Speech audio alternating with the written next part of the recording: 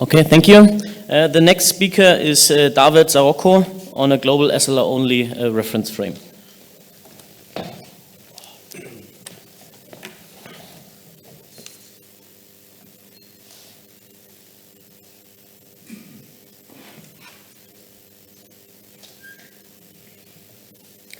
Thank you.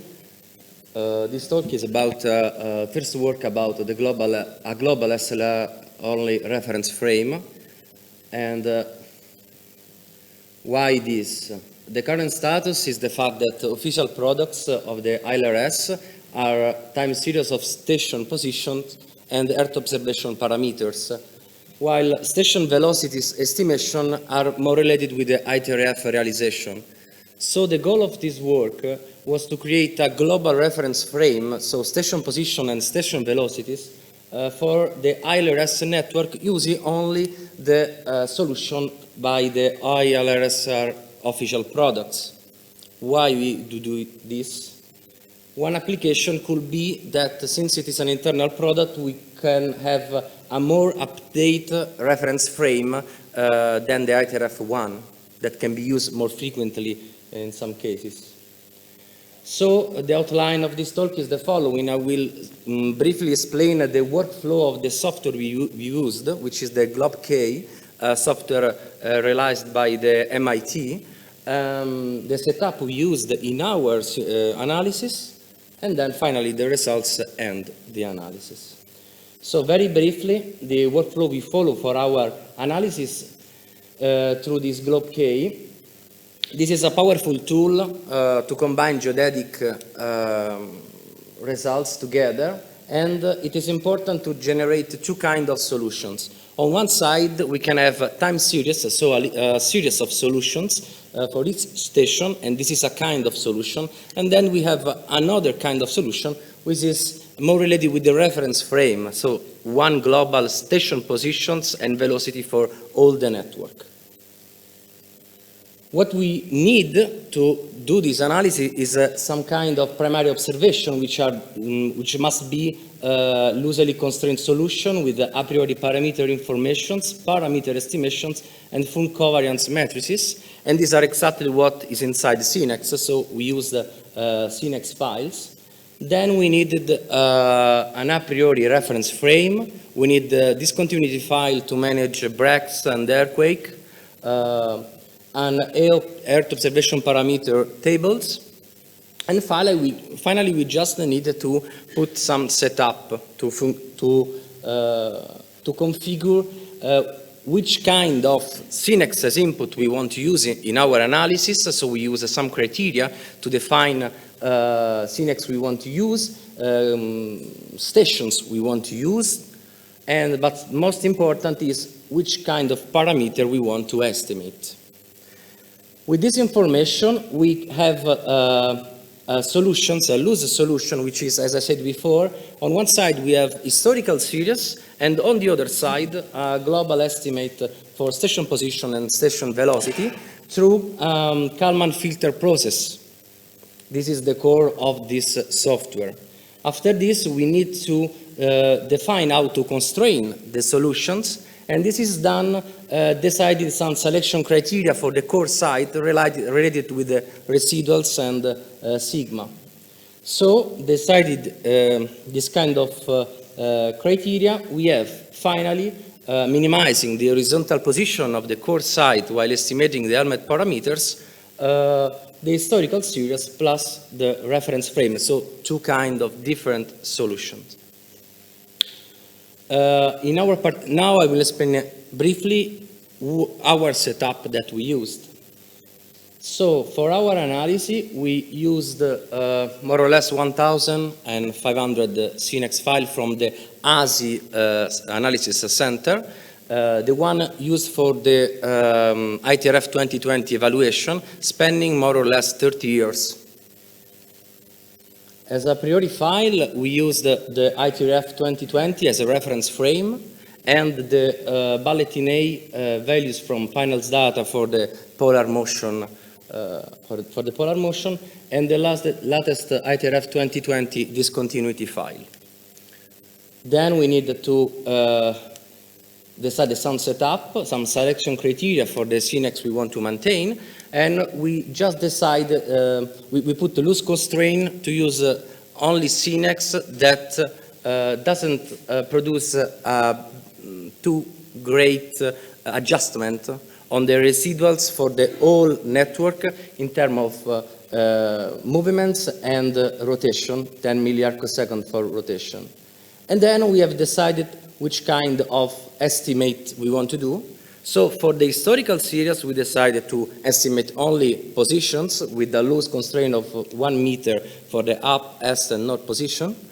And while we estimated the reference frame, we put 1 meter as a loose constraint for the position and 1 decimeter per year for the velocity. So with this setup, we had these two kinds of solution, historical series and global station position velocity and station velocities. And then estimating translation, rotation and scale for the helmet parameter, and imposing some criteria for the core site on which we want to constrain our solution. In this case, the constraints are the following. The ratio between residual and sigma for the core station must be less than 3. And another constraint related to the up coordinate. It's a more complex constraint, but just means that we want the core sites must not have a too high sigma with respect to the all sigma for the all station in the up coordinate. By this, at the end, we obtain the historical series and the reference frame using only our CNIG solutions from the ASI.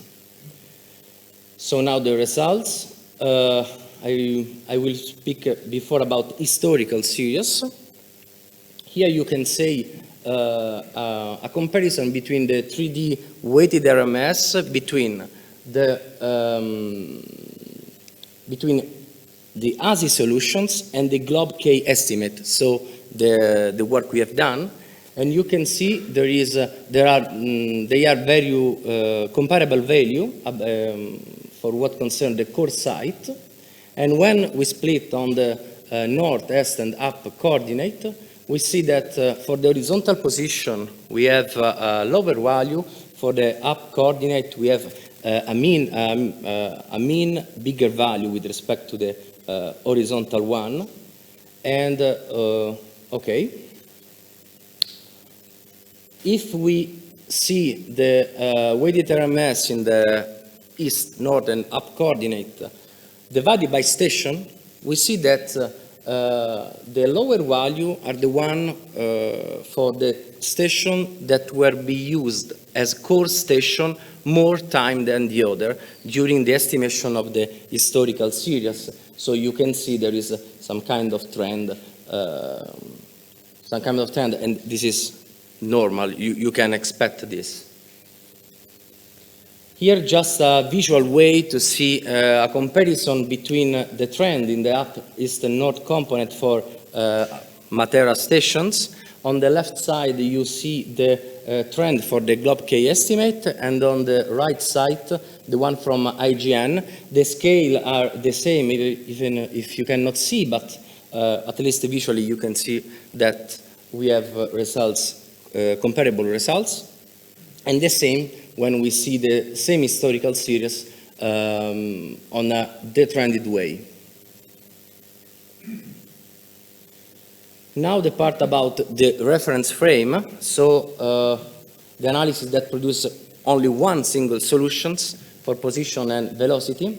And here you can see the global 3D weighted RMS on the left divided by position and by velocity. So these are the 3D weighted RMS of the whole network.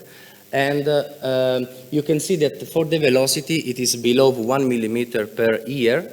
And when you see on the up, east, and north, and up coordinate, the horizontal one are less than 1 millimeter. The up one is I'm speaking about velocity, a little bit more than 1 millimeter per year. And these are a graph slide for the core site. Finally, I show you visually a representation of the velocity field. You can see on the blue one, the one estimated by the globe K, and on the red one, the one from the ITRF 2020 for the ILRS network. And if we make a little zoom between with Europe, Asia, and America, you can see, at least visually, there is a very good correspondence. The one for which we have some discrepancies, you can see that probably, for sure, is due to the fact that we have very few data for that stations. So what we have at the end, we have position estimations and velocity field estimations. So here there is just a file on which you can see the adjustment with respect to the ITRF 2020. And here you can see the delta velocity between our estimations and the ITRF 2020 on the east and north components. So this is just a subtraction between two of the core site. You can see that most of all are below 1 millimeter per year as differences.